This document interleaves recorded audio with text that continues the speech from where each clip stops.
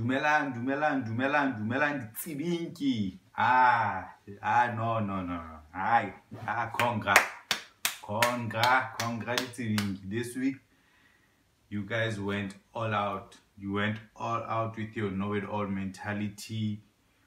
But that's not why we're here. First of all, welcome to the Mobile School Podcast, a podcast about education and the future of jobs, artificial intelligence and machine learning.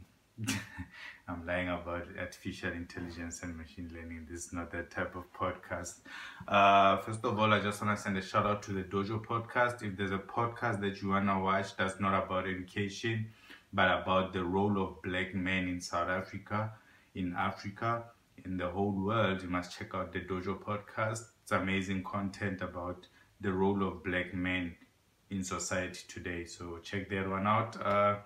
Going back to education, I just want to talk about what makes people get into education. What people say, I want this type of education, is because they want to get into a particular job. But then what's been happening recently is that a lot of money is not in the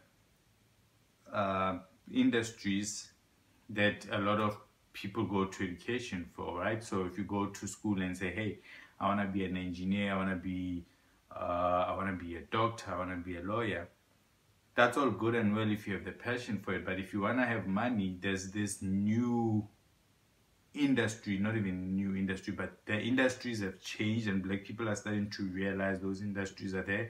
The music industry, when you're independent, has a lot of money. So 5 years ago, a lot of kids wanted to be Casper Nyovest because Casper Nyovest had money. He had 2 Bentleys, all the stuff. People want to be like Black Coffee because Black Coffee has money. People want to have money. People understand that money makes life comfortable. But then if we are going to get people into education, we need to also teach them how to deal with money. Money doesn't always have to be about corruption. We've seen recently with what happening in after the state capture situation, where a lot of people's assets were taken, and you realize oh, these are just corrupt people. And then we always call them tenderpreneurs, which is a word that white people love using as if white people didn't get tenders. Dear white people, listen here. First of all, white South Africans, fuck you. Those houses with asbestos were built by your people, your businessmen, your tenderpreneurs. So don't act like there's never the tenderpreneur thing started now. It's always been there. People got into business with government. People still get into business with government. The problem with black people, come back, I'm talking to you guys now. Guys, come on, let's do the work. There's no need for you to have 20 cars, no man. Have 2. Chow 2 cars, it's fine. But for you to not do the whole work, you didn't even do 5% of the work. 220 million, come on, my guy, what type of greed is that? And you're buying cars. Come on, let's focus. So we need to educate ourselves about corruption is not a color thing. And that means we also need to stop saying, oh yeah, but the Hawks is not arresting white people that were mentioned at state capture like a greasy. Yes, we need to raise those issues, but we also need to understand as long as bad people are arrested, it shouldn't matter the color of their skin. Do not give a fuck about these white racist journalists like Polly van Veek and a little less crew from about a Bungani thing, like the Scorpions type of thing. Yeah, we get those racists have their job to do. Their shit is to support Ramaphosa even though when he's fucking up. They'll never say anything about these white people who just bend the police cars. They'll not call them thugs, but they will call black people who are asking cliques to apologize for an racist ad thugs, but not white people who really bend police cars. But that's a story for another day, guys. So today I really just want us to talk about the importance of degrees in the age of entrepreneurship. You can still get education in the project or business that you want to get, but our school system, and for hundreds of years it's been built the same way. It's not changing. I understand some universities have tried to introduce courses that are 2 months. that say, hey, we'll just teach you about money. You into this business, but you need to understand how to pay for taxes. So Gibbs does a good job about that with that type of thing.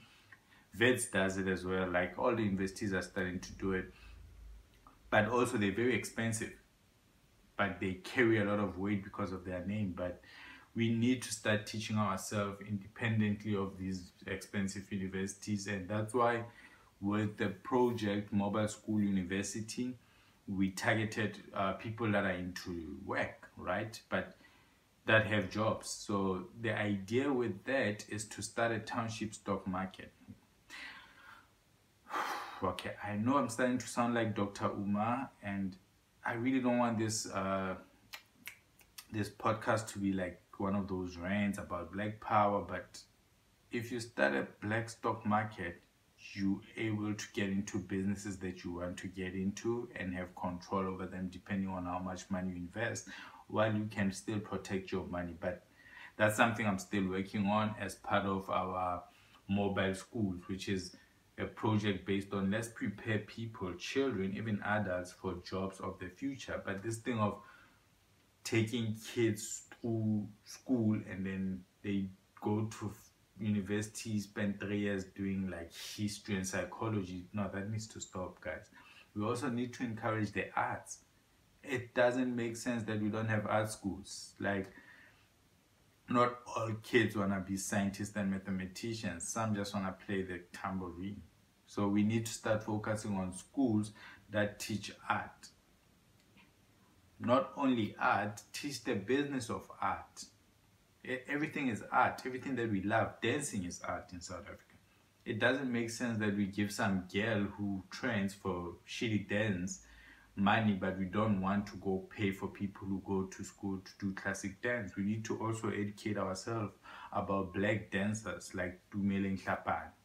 There are a lot of them who are into dance, and we need to stay focused on understanding like the art is also a big part of life and a big part of society, and we need to support it.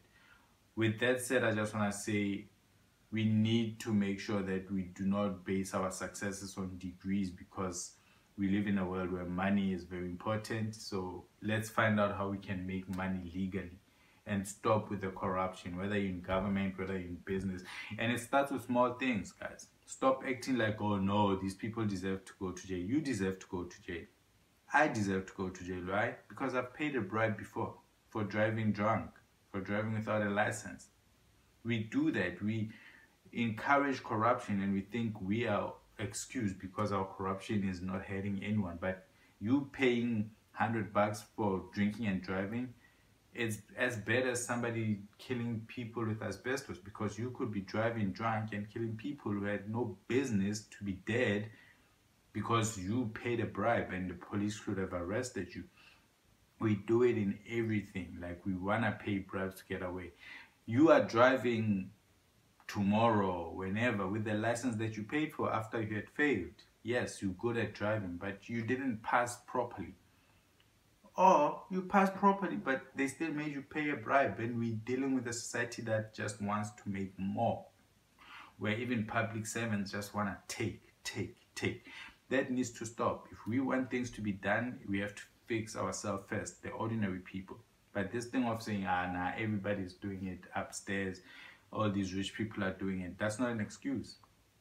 So let's talk about the importance of education, the degree that you get, that people are always saying, oh no, they can never take your degree away. Like, what's the point if you're sitting at home with your history degree or your psychology degree? I'm not saying those things are not important, but nah, come on, my man.